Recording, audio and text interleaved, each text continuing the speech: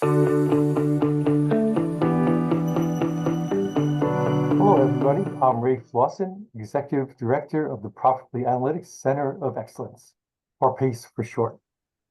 PACE is a volunteer professional association of dedicated to helping organizations make better, more informed decisions through use of data analytics.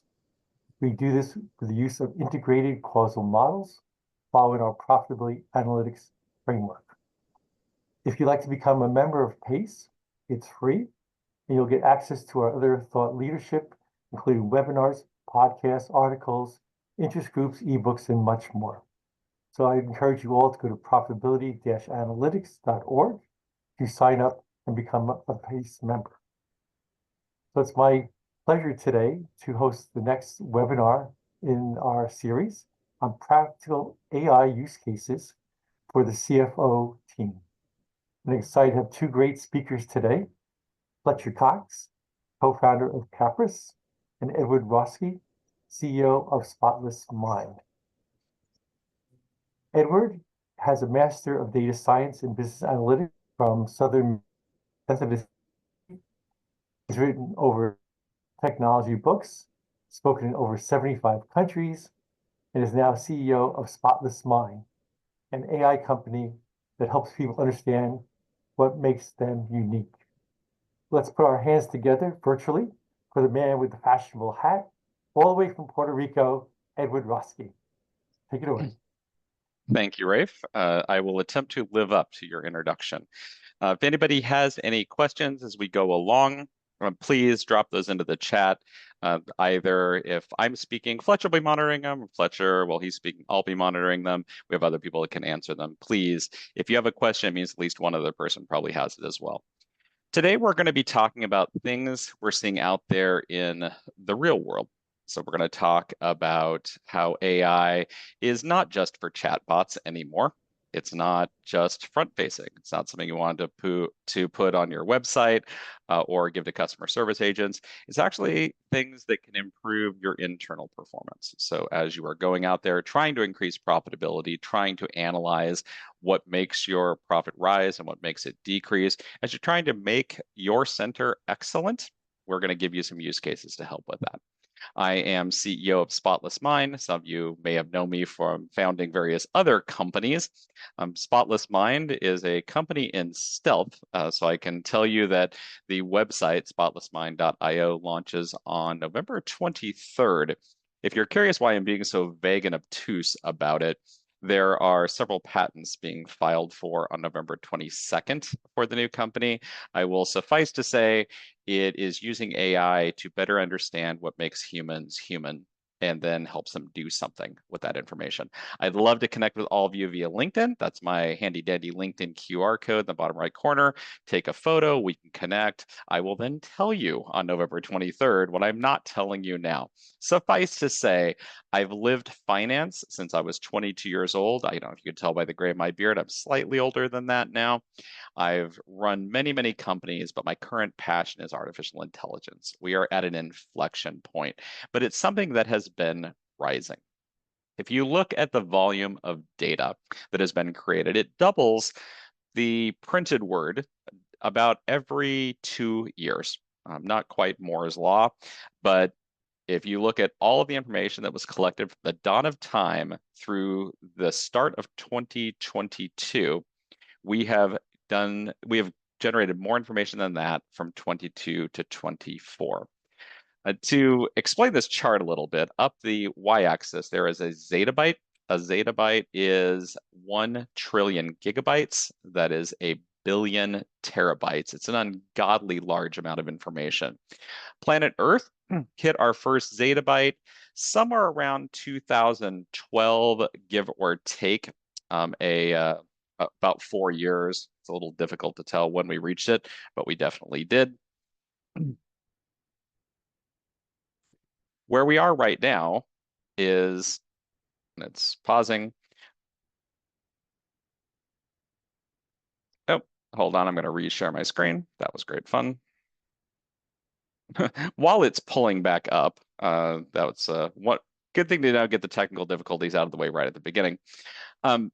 What we've seen is all this data that's being generated hasn't been being analyzed. We are creating all kinds of information, and it's just sitting out there. And it's simply because humans just can't keep up with it in any sort of rational way.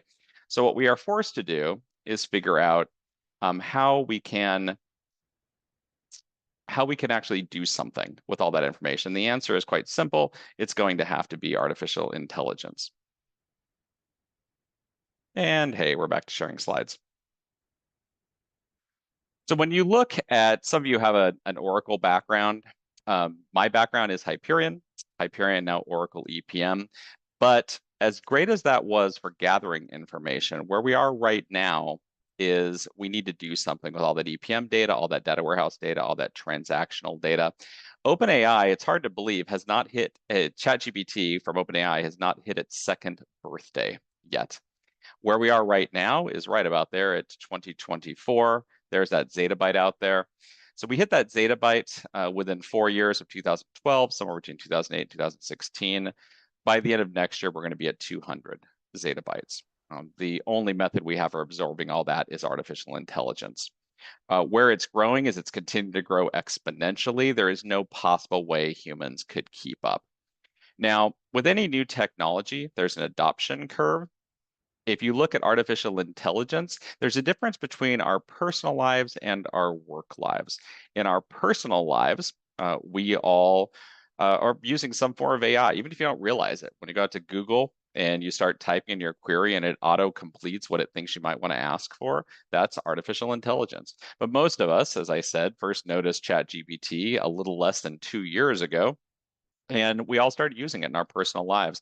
Over 80% of American adults have now used ChatGPT at least once. Somewhere around 35% are using it regularly.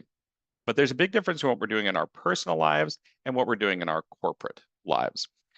This is an interesting technology in that, not much unlike the smartphone, individuals started adopting it before corporations. So corporations are way over there, even though the majority of us are now in the late majority personally. There are still some laggers that are saying, I'll never want to use AI and I don't know how to spell ChatGPT. Corporations, though, are way over there on the left. You see your innovative companies that are doing things with AI, both externally and internally. And we're starting to move into that early adopter phase where companies are saying, I don't think AI is going to put my company out of business, but I think if I use AI, I can put my competitors out of business. It's always a good idea to be over that early adopter phase, definitely no longer than early majority, because otherwise you're just playing catch up. So let's talk about AI in a financial role. What we're seeing is there's this demand for us to take that personal side of our lives and bring it into the work side. Why can't I have helpers that sit side by side and do all those things I don't have time to do? So we're seeing this increase in AI products, but we're not seeing that great adoption right now in finance and accounting. But there's a demand for it. We just haven't really seen a lot of people go live. And what this is leading to is the people are demanding AI. Finance and accounting doesn't have a lot of good methods of using it, and it's just led to a whole lot of confusion. Where can I actually go out and get started? How can AI actually help? And is my company ready? Do I have to have my data in a certain direction? Where should I actually begin? And we're going to talk about that last one today. Now, but I put something out there right out of the gate before anyone asks follow-up questions. Security is a huge concern historically. Please do not go out to and open up ChatGPT and drop in your historical company's financials and your forecast for the next year. But there are methods of making sure your data does stay secure, making sure it is never added to anyone's training database. You can do private versions of all the large language models that are out there. It does require a little bit more effort, which is why some people are just going out and clicking on something and uploading some data they probably shouldn't. It's also why companies are saying don't touch AI, but don't throw the baby out with the bathwater. There are great AI things you can do that are private, that are secure, that are stable, and that are scalable. You just have to know how to access them. You can have a custom large language model just for your company. You can have a custom GPT. Think of it as a U GPT. And then you can start implementing these use cases without worrying your competition is going to go see all of your data. So CFOs know there's a need for change. If you want to find out how open your CFO is to AI, just listen to the words they use on earning calls. I think in the last year, I saw some number that said just from 23 to 24, mentions of AI by CFOs on earnings calls are up 1,380%. And there was a whole lot of AI mentioned in 23. I think it was almost up infinitely from 22 to 23. CFOs are out there saying, oh, yeah, we're using AI all over the place because if they don't, the stock price is going to change. But what they need to do is take that concept of let's do a whole lot more AI and actually bring it internally. What am I truly going to use it for? And if they don't, people are just going to get buried by data. As I just showed you, that volume of data, financial and otherwise, is growing exponentially. We not only don't have enough data analysts, enough financial analysts in our company, we don't have enough people who understand how to take data from multiple sources. We don't know how to take financial analysts and make them into business analysts that can really analyze across the company. We don't know how to answer questions we're not trained for. And just looking at an income statement, that's the same basic format as we were looking at in the early 1900s. Is that really the most modern method for analyzing data? So we need to up level our analysis. And we don't see a lot of people inside of companies that really know how to apply AI to finance and accounting type functions. So everybody is basically saying, oh, great and wonderful Sherpa, I wish to climb said mountain. Can you please carry all my bags for me? But there are different routes we can go. It's one thing to be Sir Edmund Hillary and be the top to Mount Everest and plant your flag. It's another thing to be Tenzing Norvig, who actually, wow, I just combined Peter Norvig and Tenzing Norgay. That was fun. Tenzing Norgay, who actually has to carry all of Sir Edmund Hillary's stuff and actually knows what route to take to make sure Edmund Hillary doesn't die. So we have a lot of CFOs that want to make it to the top of that mountain. We just need some guidance on how we're going to get there. So there are a couple of tools, and I'll show you the one that's been very popular over the last 2 years, and I'll show you, or at least I'll talk to the one that's become very popular recently. So all of you have heard about large language models. Essentially, these absorb everything ever written down. So all the information that's out on the internet. Thank you for us all putting it nicely in one place.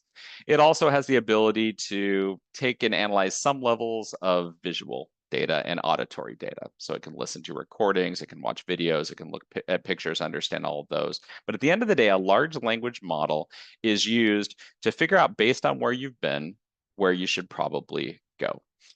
Think of it as a order of magnitude times an order of magnitude improvement over autocomplete.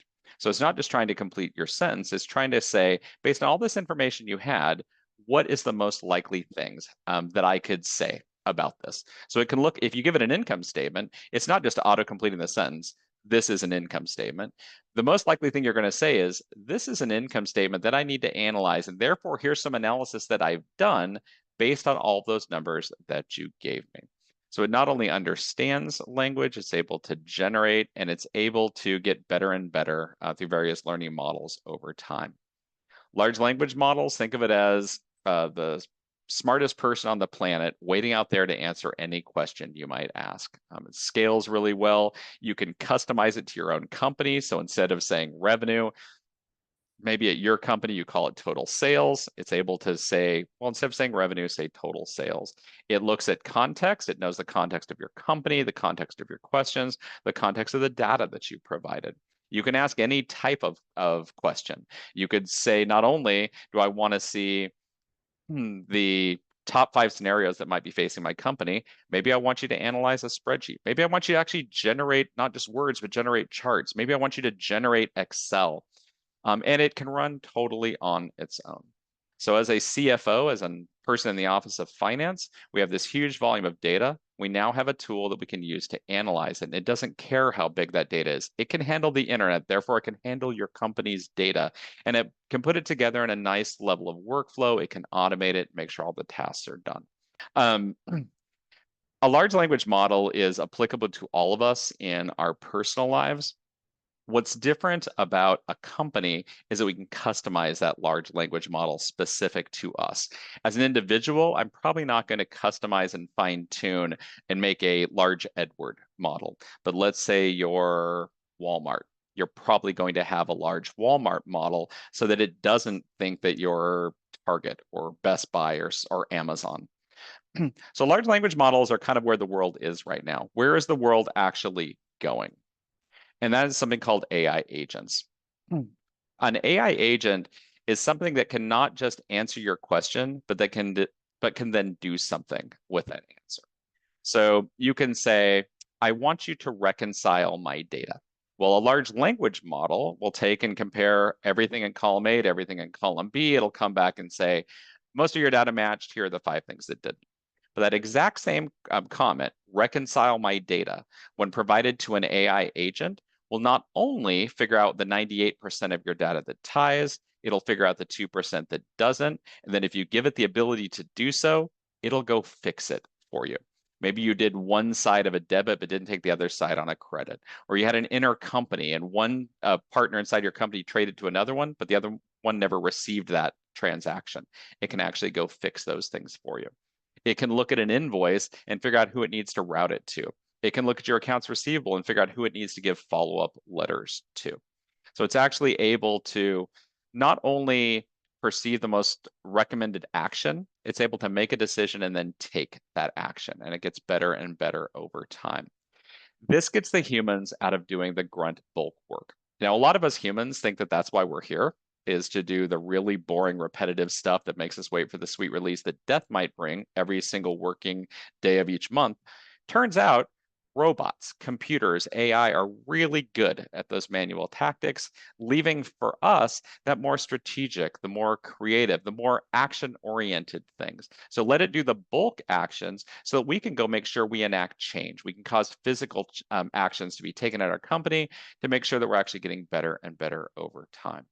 It actually changes the role of finance to being from one that provides information to one that actually drives change, to one that actually drives action.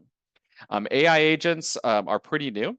I read an article, I think last week, that said Oracle, for instance, now has over 50 agents built into Oracle Fusion. People are putting them into front-end applications. Right now, a lot of agentic activity like automatically read this income statement, summarize it, make a report, and send each head of each department the 5 things they need to care about. You're probably custom developing that. But the capability is there, and it's a whole lot faster than having to go implement a new application solution. So one of the things that we're seeing is we're implementing a lot of time. This is Caprus' slide. Thank you for lending it to me. We're inputting a whole lot of information, financial data, operational data, enterprise data, market data, and then you have to pull it through a solution. Now, this middle part, the reason I was okay with leaving Caprus' name at the top, you're probably going to outsource this capability.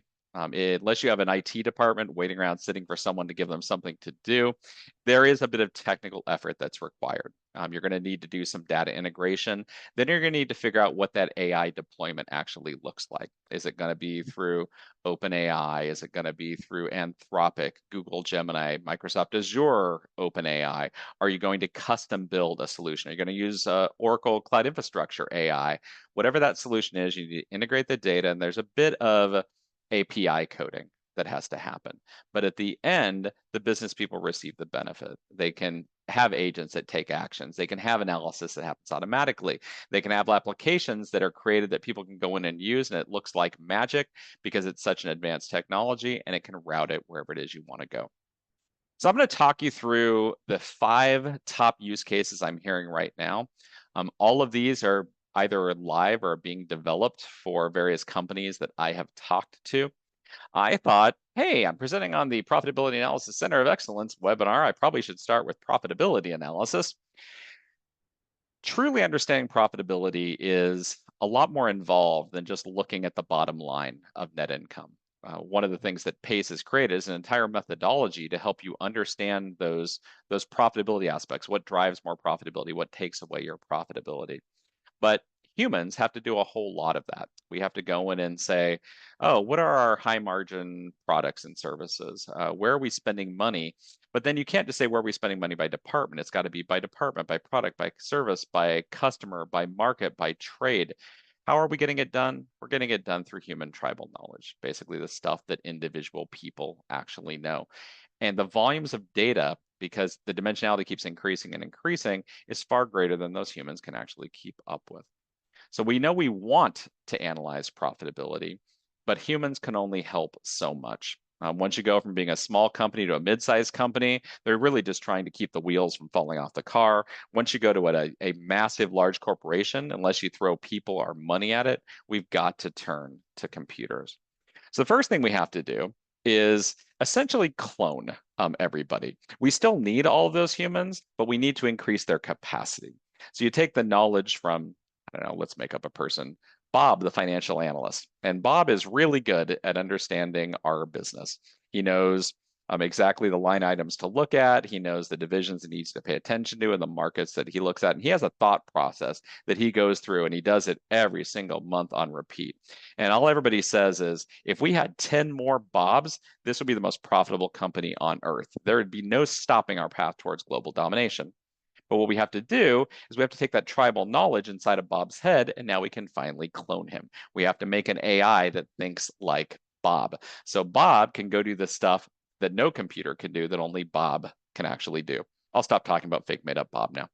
So we need to take all that tribal knowledge from our financial organization, and we need to upload it, because computers are amazing, except for one thing. They're not that great at mind reading. So we have to take the stuff in the minds and give it to them. We then have to load in a lot of our nonprofit information, a lot of our customer information, a lot of our ERP data for all of our transactional information. And we need to be able to let people interact in a conversational way. As I said before, a lot of finance departments think my job stops when I hand somebody an income statement. And that's because there's no time to actually analyze the income statement for every department in the company, every product manager in the company, every service line manager in the company. But if I give them a financial GPT, they can go in and say, hey, I'm in charge of shipping.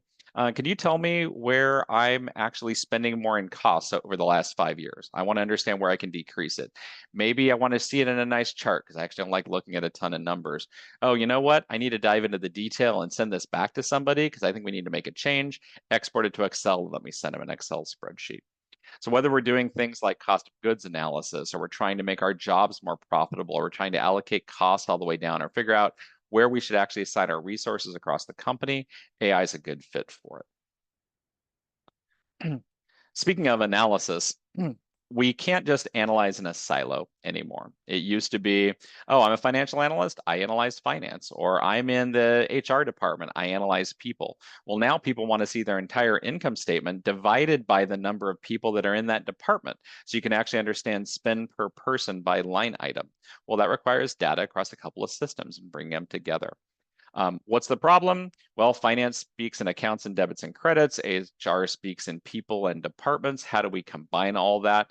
Turns out AI is pretty good at understanding that this term doesn't exactly line up with that term, but I can bring it together.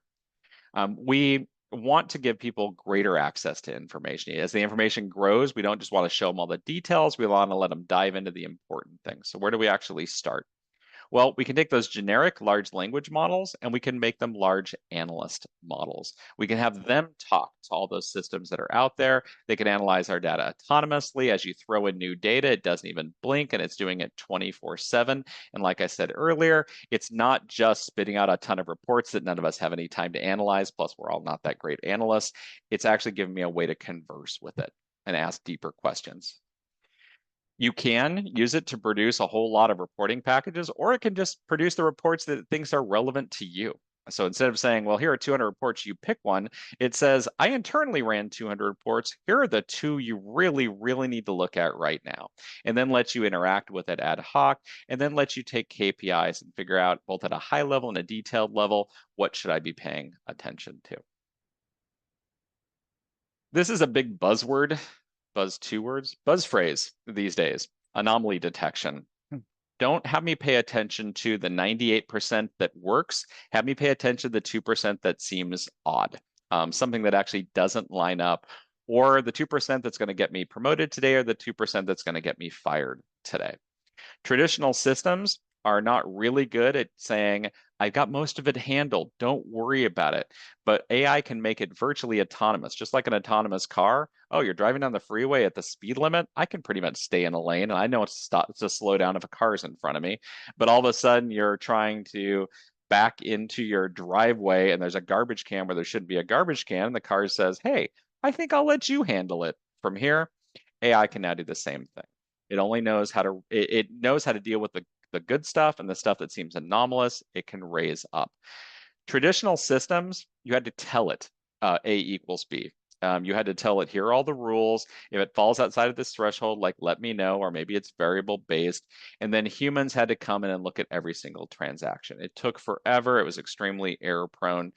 Lots of companies have built up to try and solve these problems, but they're actually trying to solve the 98%. They're not trying to find the 2% and then handling the 98 that's out there. So it's pretty easy. You take an AI agent, you train it on all the historical data that you've got out there. You give it all that information that the humans have to do with, you cross-reference everything, then it can handle your data reconciliation. But it can also handle things like, oh, these expenses seem out of whack. Why is Edward spending so much money on color copies this month? And it can raise it up. If there's a revenue spike, why? And it'll actually tell you its ideas on why it actually occurred so we can learn from it. Or it can dive into your data and say, hey, it looks like this person is charging to a credit card they shouldn't be, or spending money in ways they shouldn't be. Budgeting and planning, right now, it's a whole lot of effort, thousands and thousands of person hours per company to put a whole lot of information together and then not actually do anything with that information. It becomes a column in a spreadsheet, and it doesn't look outside of the company. It probably takes last year's actuals and starts by copying them over, or last year's budget and copying them over. It doesn't understand, are we going into a tighter recessionary environment? Are we going into rising interest rates or lower interest rates? Are we going into a change in presidency? What is that going to look like? And by the time the numbers are done, a lot of people actually already have locked in their budgets for 2025, even though the presidential election was this week. So how do we have a computer go constantly look at those numbers and evolve them? Well, standard method. Just take the AI models that are out there, train them on what you've already done. It'll figure out, well, here are the ones that we actually need to have a human look at. They're extremely volatile, or maybe they shouldn't be, and it can figure out why. It can actually go out to the web and look at the outside world and say, hey, here's some external factors that are probably really, really important to you. Turns out there was an election in this country called the United States of America. I think we should know about it and create a scenario. And it can actually do that for you. It can come up with those additional scenarios. It can actually budget not only faster than a human can, it can budget better than a human can. And before you go, wait a second, have you ever met my friend Jenny? She is amazing at budgeting. Absolutely. And the average person isn't. So while Jenny is super duper awesome and Bob is really, really great at it, humans are really bad at looking at patterns. We have our natural biases. We tend to subconsciously sandbag because we always expect the worst is going to happen. Computers don't do that. But just like anomaly detection, you need to raise up exceptions. You're going to need to do that in the planning world. You're going to use this to say, hey, all other factors being equal, I think this is what your budget should look like. And the humans just have to look at it and go, yep, it sounds good to me. Or no, that's a horrible idea. There's no way I can achieve it. And we're now budgeting by exception. We're budgeting for the times the computer gets it wrong, as opposed to assuming a human is going to be better all the time. I will say, in terms of budgeting, the first stage you're probably going to start with is not using an AI to prepare your entire budget. You're probably going to start with, go validate my budget and see if there's anything odd about it. Is there anything out there that says, this actually isn't trending in the way we think it's going to be trending? Or this person historically does a low budget that beats it, or this person historically does a high budget and then misses it. And it's going to give you that kind of meta budget analysis as the budgets come in, but you're probably going to still keep doing your old process. You're just using AI to be like a budget analyst. Next step you're probably going to do is you're going to have the system say, this is what I think the budget should look like, but you're still going to have those humans get in and validate it. But eventually, you're going to get your model so finely tuned in that it only raises up to the humans if it, for some reason, needs additional advice. Like, I don't think I understand this. Can you please give me some insight? Or it could also just recognize volatility. March of 2020. It can't look out the window and realize we're all at home, but it would notice, wow, we have a sudden drop in all of our revenue. All of our in-person sales seem to have gone towards zero, and it can raise it up and say, hey, human, give me some additional input as part of this. I'll give you one more use case, and then I'll turn it over to Fletcher, who's actually going to make all of this real. So we're covering the high level, but Fletcher is going to be able to show us what these solutions look like out in the real world. But one final one that's been very, very popular lately is, this is from the CFO level. Can you look at an income statement or look at my balance sheet or look at my cash flow statement? And every single month, I have to go manually come up with a bunch of things to say on earning calls or a bunch of comments to distribute in the organization. AI, can you do this for me? Can you come up with a nice summarization? Because then I would not just have to do it I could not only do it at the board level, I'd be able to do it for every manager in the company. Every manager would get their own nice summarization of how they are currently doing financially. There would be a nice narrative to explain the story of where the data is and not just saying, here are 5 numbers out there. And I wouldn't have to reach out to every department involved and say, does this narrative make sense? It would take that narrative and push it down to all the levels and say, is this actually tracking with reality?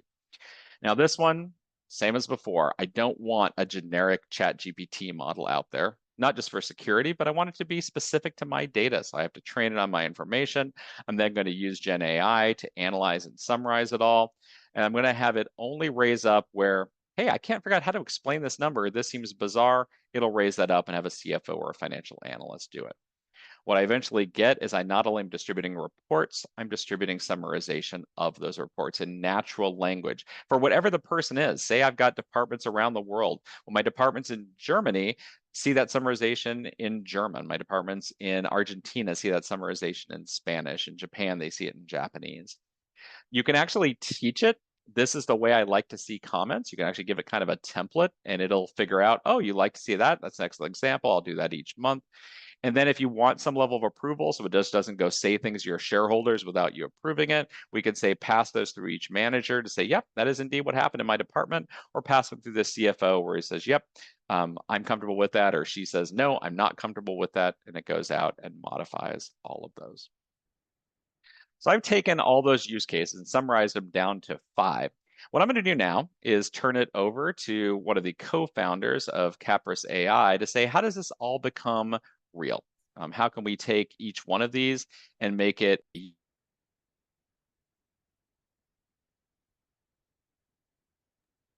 So Fletcher, I will let you take it away. If you could handily show us some nice demonstrations of each one of these. Fletcher has been building prototypes at his company. Fletcher, take it away. Yeah, hey everybody. Edward, thank you for kind of setting the stage there. I see some friendly faces in the crowd, folks I've worked with in the past, but for those who haven't met me, my name is Fletcher Cox. I'm the Chief Revenue Officer at Caprus AI. We started this company a couple of months ago, and the gist of what we're covering today, all those use cases Edward mentioned, they're coming as a result of stakeholder interviews with CFOs and finance executives at companies across the United States, ranging from 5 to 10 person startups to CFOs of Fortune 500 companies. So what you're hearing has come from the market itself. Quickly want to highlight some of the use cases that Edward discussed today. We have demonstrations or prototypes built out for data analysis, anomaly detection, planning and modeling. To save you some time, we're not going to go into any workflows today, but as Edward suggested, any manual task that's either repeatable or requires a level of human intervention, those are the target areas that we're leveraging AI today to solve business problems. So let's just go ahead and get into it. And we want to start out with our data set, right? So the data set that we'll be leveraging today for the majority of the use cases comes from a big box retailer selling a variety of electronics products across personal devices, business devices like copiers, scanners, printers. They're operating across multiple regions in the United States and are selling to multiple customer segments. So for those of you who are familiar with Oracle EPM at all, that's my background. It's relatively similar to our favorite Vision demo, selling iPhones and things like that. But just to start, I want to talk about our scenario modeling tool. I saw some folks from Circadian Health attending. Hi, Jeremy and Ryan. Congratulations on the Series A. And and I wanted to run our scenario modeling tool with a little bit of information about your organization. So this is a tool we've developed to help organizations determine what risk factors they're running into given external geopolitical and macroeconomic events. So I grabbed a couple of kind of snippets of information from your website about circadian health. I don't want to put you on the spot here, but is there any more information you'd want to add? I have that you're a virtual healthcare company, are growing pretty quickly, between 11 and 50 employees, and you just raised $7.5 million. You could refine that and say telehealth business, but beyond that, probably not much to add at this stage. Okay. Telehealth business going to take over the world. Let's add that. Some strategic priorities, for any growing company, I can empathize here. We want expansion. We want market penetration.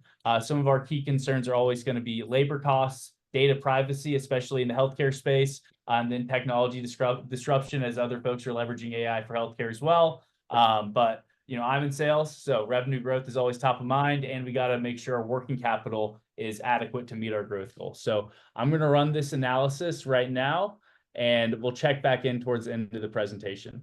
So profitability analysis. This is one use case that we thought was very relevant, given that we're partnering with the Profitability Analytics Center of Excellence.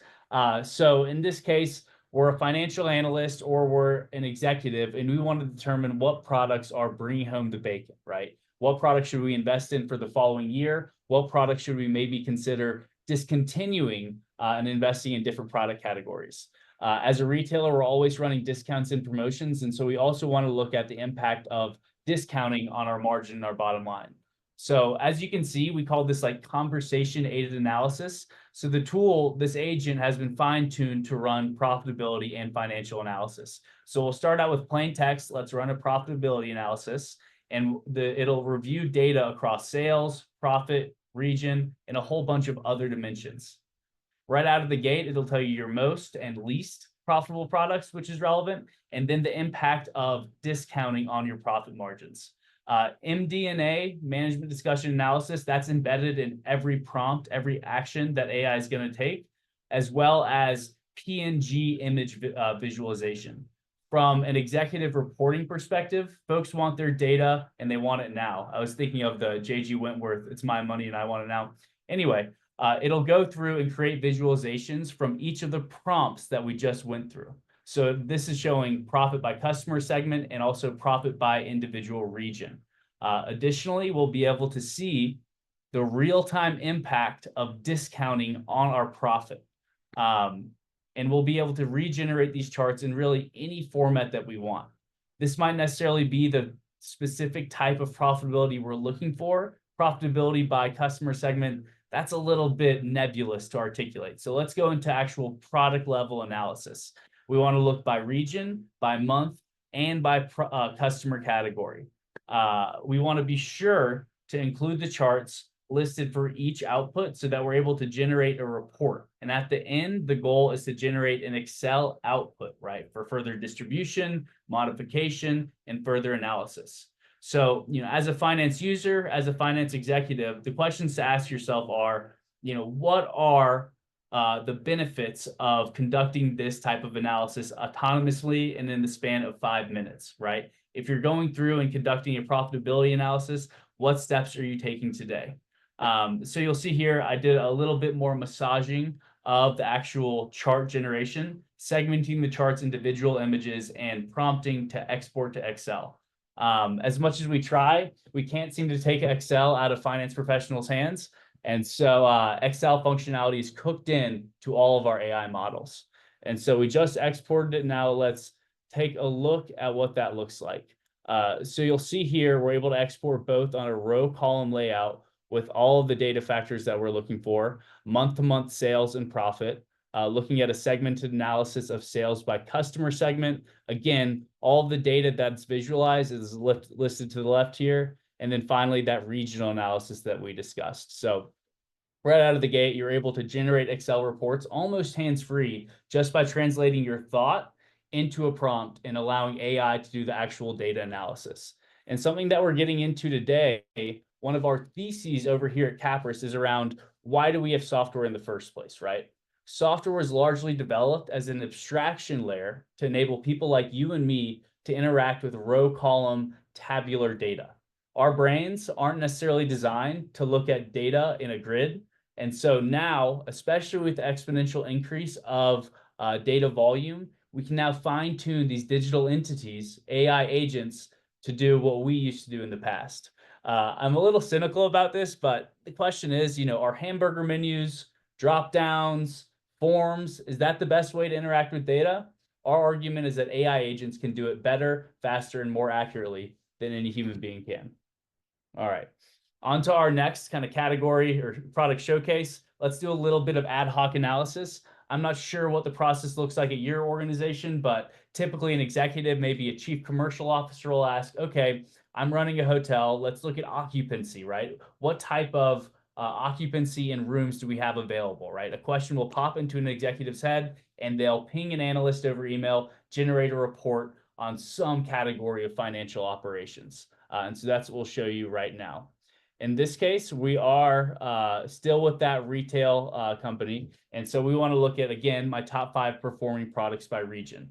I didn't mention performance or prompt it to say performance equals revenue, but it knows and makes inferences that when a human's asking about performance for a product, it's talking about sales. I want to look at performance again by individual customer category to try to get an idea if different products are selling differently across different parts of the United States. So I'll follow up and ask, why are our products performing differently across regions and customer categories? This is where that management discussion and analysis comes in. It's able to make inferences, summaries, and insights across row, column, tabular data. So as an executive, if you have raw data in any format stored in any data warehouse, EPM system, ERP system, we're able to leverage that and program these AI agents to analyze the data and generate a narrative and also insights on different actions you could take. So in this case, discounts aren't really boosting sales volume. We need to manage our discounting strategies to avoid negative profit margins and use discounts a bit more strategically in order to meet our financial goals.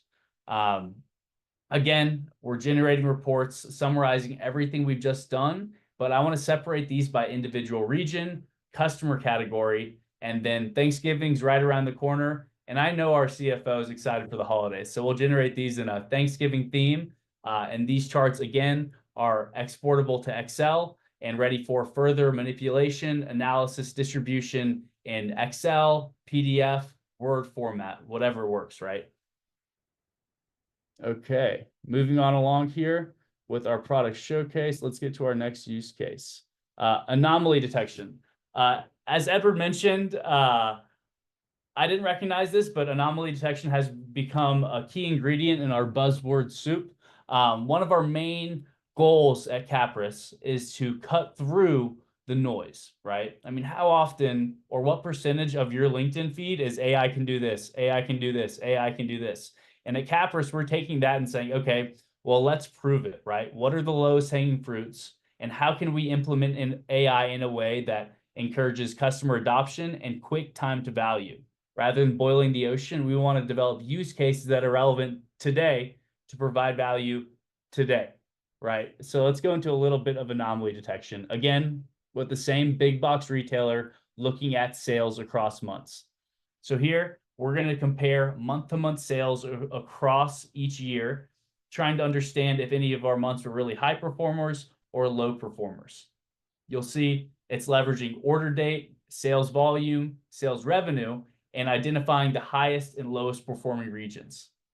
Right out of the box, our AI tools know to define an anomaly as a data point that's more than 2 standard deviations from the mean. Looking at our data sets, it's not going to actually identify any data that's that far off, but still it'll use inferencing and use a relative distribution to determine which areas are our highest and which areas are our lowest, right? So March 2017, November 2017, December 2017. These are going to show spikes in the data, and around November, December, that's typical, right, with holiday and Black Friday sales. We also want to look at our lowest category of sales or lowest performing months of sales, maybe for resource allocation. We'll staff less folks in the stores, right, when we can anticipate lower consumer traffic. We want to visualize this as we're preparing a report for our CFO to determine what our labor allocation is going to look like for the next year. We're going to call out in plain text or clearly identify the categories where revenue is high or revenue is low. So you can see here on this image that we generated that November, typically our revenue spikes, specifically in 2017. And then in February, folks are tired from spending from the holidays. Maybe we can allocate fewer resources to handle lower customer traffic volumes. All right, planning and forecasting. This is going to be a really simple budget. I recognize that for most of you guys, you're budgeting across HR, sales, operations, manufacturing, a whole bunch of departments. But in this case, we're just going to get a sense of a sales forecast and sales budget for our top 10 performing products. So let's go ahead and get into it. My request here is to generate a forecast for next year's product sales. I want to look at cost and I want to look at profit for our top 10 selling products. I'm instructing to leverage historical data for our growth assumptions, and it's going to use that and tell me each step of the way what it's actually doing in the background. I requested a row column export just to get a sense of the numbers so I can analyze on my own time to confirm that that makes sense.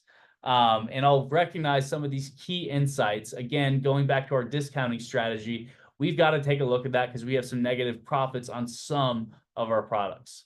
I want to include most recent year's sale as a baseline in the column, and I'll leverage that later on for reporting. Some of our most recent sales data didn't have data for the most recent year, and we actually ended up discontinuing products like the Cisco telepresence system. That wasn't as relevant as folks have webcams at home and we're investing in remote work these days. I want to generate a corresponding bar chart for each product, again, to visualize what it looks like, right? This didn't necessarily come out as I expected. Some of these bar charts are a little bit funky. I'm going to review that and then reprompt the tool to redo it, only including forecast data, profit data, and cost data. Let's see what happens in the background. And again, I want to export these individually so that I can share in an individual report. Here's how the HP LaserJet copier is going to perform this year. And I'm going to share that with my team as we're preparing our budgets for next year. This information is critical as we can share with our procurement team so we can anticipate how much inventory we need to order ahead of time to prevent overspending on an inventory, reducing our cash flow. As we mentioned before, part of the magic is exporting to Excel for distribution. You can also automate email export directly out of the tool, so integrating with Gmail so that when you prompt it correctly, it'll automatically send the Excel report to relevant stakeholders. So it exported to Excel, and again, we can take a look at the files here. All of the charts with all of the data included in a single tab. Again, totally hands-off, not requiring any individual chart generation or anything like that. So that was planning and budgeting, and I think now, Jeremy and Ryan, we can go back to the scenario plan we've been generating in the background. So what you'll see here is a customized scorecard that is representative of your company's demographics and strategic goals. The further away from the center or of the bullseye, the less direct impact it has on you as a company, and the more it's affecting the industry as a whole. So let's look at some positive impacts for a telehealth provider that just raised a Series A. Congratulations again, that's awesome. 5G connectivity, right? Additional high bandwidth and 5G cell towers are going to enable folks to access healthcare from wherever they want, and they're not going to suffer from disruptions, from poor video quality, from poor audio quality, which is going to enable a direct connection to healthcare providers like they've never seen before. Let's look at a couple others. Demographic changes. An aging population in urban environments drive additional demand for healthcare services. I know individually that I prefer to engage on telehealth than I used to. I don't live in an urban area. I live in more of a rural area. And so at least getting a first pass with a healthcare provider before driving an hour to a major city, that's huge, huge value for me. And I'm not even aging. We can talk about some more negative factors. I'm sorry, Jeremy. But with inflation and rising costs of medical care, that could impact folks' propensity to actually engage with any healthcare provider for fear or uncertainty about the economic outcome. So this is, as a whole, all of the different factors. We can change the number of impact factors so it's only your top 5, your top 10. But what's really cool is we can prioritize and actually see what some of these impacts are. I'm not going to vouch for the financial implications here. It's a little bit more accurate depending on the volume of data you feed. As with any AI tool, it's only going to operate as well as the data available, but this is actually crawling the web with the data available to generate these overviews, implications, and recommended actions. So let's go through your best case scenario. In the best case scenario, healthcare is leveraging rapid tech innovations to boost telehealth adoption. You guys are capitalizing on a growing digital health market, which is estimated to be almost 200 billion by the end of the year. Jeremy, let me ask you, is that accurate? Is the 171 billion estimated telehealth market by 2024? Have you guys seen any information like that? We're a bit more focused in that we're specialty care. So, you know, that's probably some key information that I didn't give you. But sure, directionally, that sounds in the neighborhood. Okay, sounds great. So at least for the case of a demo environment, directionally correct is what we're hoping for. But for each of these best case, moderate, and worst case scenarios, we're able to derive some degree of implications or impact from different external factors. At least in historically working with different tools, integrating external data sources like inflation, commodities pricing, geopolitical risk factors, that requires a little bit of legwork, but as you can see, AI in the background is leveraging a web API to pull relevant information solely based on the industry and company information we provided on the left-hand side and some of these strategic priorities. So, Jeremy, I'll send you a link and I'll actually try to export this and share it with you guys just to get a sense of the accuracy of a lot of these outputs we just generated. Thanks. All right, cool. So that just about does it for our actual product demonstration. I hope it was relevant. Again, our goal at Caprus is to help folks get started really, really quickly. And the way that we do that is through rapid prototypes. So this is just a high-level overview of how we engage with our clients to help develop AI-enabled solutions. Everything starts with the process review, identifying areas that have slipped through the gaps or require a lot of headcount. From there, we'll develop a prototype, typically with a single data source around a single business process. So similar to the processes above, we've done them for things like resource allocation, variable compensation, job costing. But we do these to help organizations understand the impact AI can have right now. And from there, we build out larger strategic roadmaps, building prototypes for a number of different subject areas in parallel to both encourage change management and cultural adoption, but to demonstrate how these agents can interact together to solve complex problems, again, without just throwing headcount at your problems. So we can scale our problems from multiple enterprise agents, build out custom interfaces and applications, eventually transforming the workforce with AI. So where do you start? I mentioned this briefly. We identify a challenge, we'll develop a prototype around it, and then as part of a strategic roadmap, we'll identify a dozen or so processes and prioritize them based on time to value, current process, and then cost investment in that individual process. And I know I'm coming up on time here. Got about 5 minutes. I'm getting through these slides.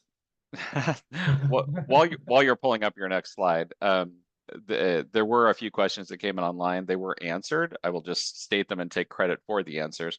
The one question admittedly came from me, which is I hadn't actually seen the solutions, and they were much faster than I thought they were going to be. Like the point I couldn't read fast enough, and apparently that is normal speed. So cool.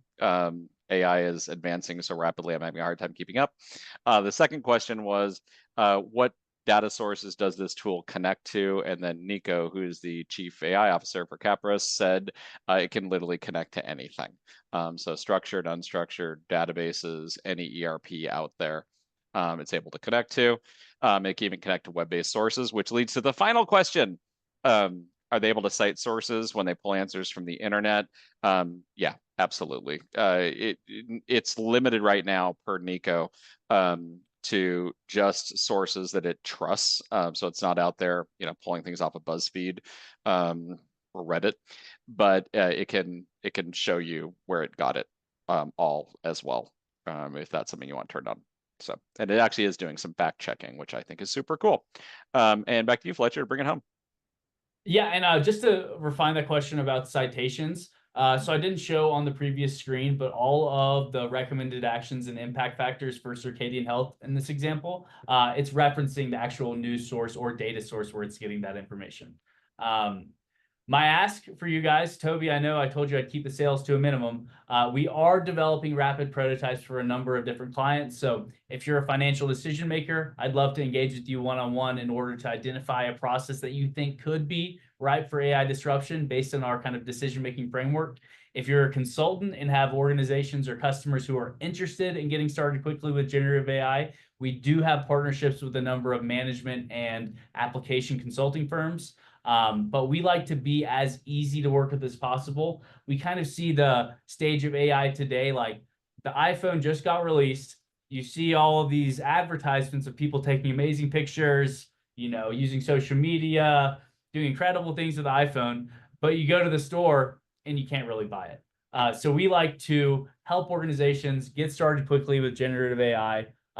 Thank you all for joining today. We're at the intersection of AI and finance, hoping to modernize the back office with practical and high-value use cases. My contact information is here, and looking forward to the next one. Thank you to the Profitability Analytics Center of Excellence. Thank you. Happy to join you. And everybody take a screenshot because I think Fletcher just gave you his cell phone number. I'm told he likes texts at 3 o'clock in the morning. I hope this has been informative for everybody, and we hope to talk to you soon as the world of AI keeps evolving. Thank you, Edward and Fletcher, for a very informative, enlightening webinar. And I would like to encourage everyone again to become a member of the Profitability Analytics Center of Excellence. We have recorded this webinar and you'll be able to access it again on our PACE website. I'm sure we've all missed a few points and would love to review it again. And we have this webinar and all of our previous ones available there, as well as other great resources. Again, thanks to our speaker. Thanks to everybody for joining us today, and we'll see you next time.